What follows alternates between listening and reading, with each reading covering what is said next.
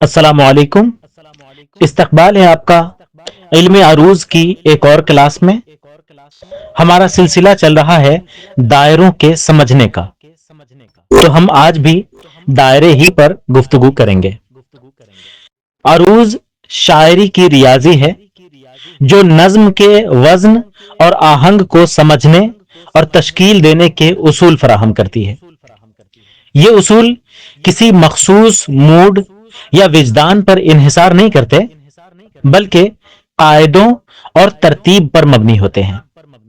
اگر عروض کی بنیادوں کو سمجھ لیا جائے تو اس سے نہ صرف شاعری کا لطف بڑھتا ہے، بلکہ اس علم کو بہتر انداز میں استعمال کرنا بھی ممکن ہو جاتا ہے۔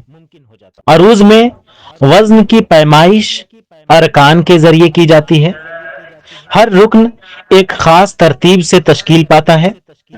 یہ ترتیب اتفاقی نہیں بلکہ خلیل بن احمد کی ایجاد کردہ بحور کے مطابق ریاضیاتی اصولوں پر مبنی ہے۔ ارکان کی بنیاد سبب اور وتد پر ہوتی ہے۔ دائروں کی تقسیم کو سمجھ لیجئے۔ بحور کو ترتیب دینے کے لیے دائروں کا استعمال کیا جاتا ہے۔ ہر دائرہ مخصوص ارکان پر مشتمل ہوتا ہے۔ خلیل بن احمد نے ابتدائی طور پر سباعی یعنی 7 حرفی ارکان پر مشتمل بحریں بنائی، جن میں ہر رکن ایک وتد اور 2 اسباب پر مشتمل ہوتا ہے۔ بعد میں خماسی یعنی 5 حرفی ارکان بھی شامل کیے گئے۔ مفاعیلن کی ترتیب دیکھ لیجئے۔ مفاعیلن کچھ یوں ہے: وتد مجموع پلس سبب خفیف پلس سبب خفیف۔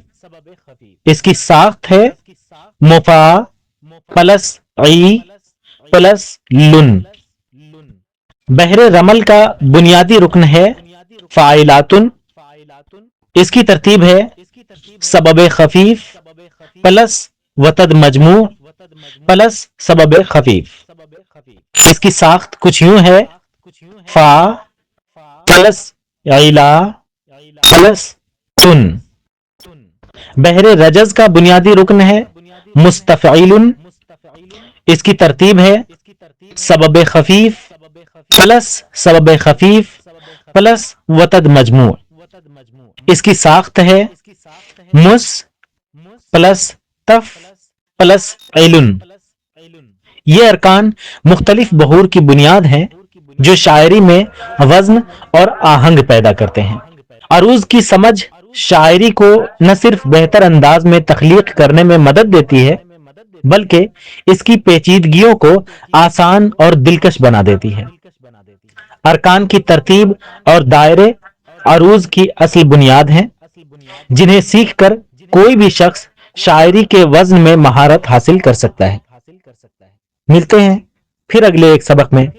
تب تک کے لیے اپنا اور اپنوں کا خیال رکھیے گا۔